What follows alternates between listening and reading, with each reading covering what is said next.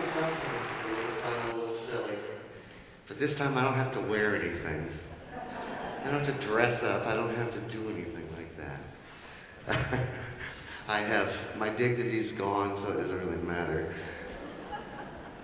But one of our favorite people who've been around a long time, and she has been our president, she's been a treasurer, and we like to involve sometimes parents and board members.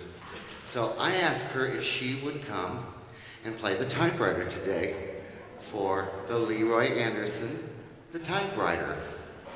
Leroy Anderson wrote many things in the 50s, 60s, a pioneer of pop music or pop symphonic music, and this is one of the ones that he wrote. So let me introduce you now to her name's Mrs. Michelle Bowman, our typist.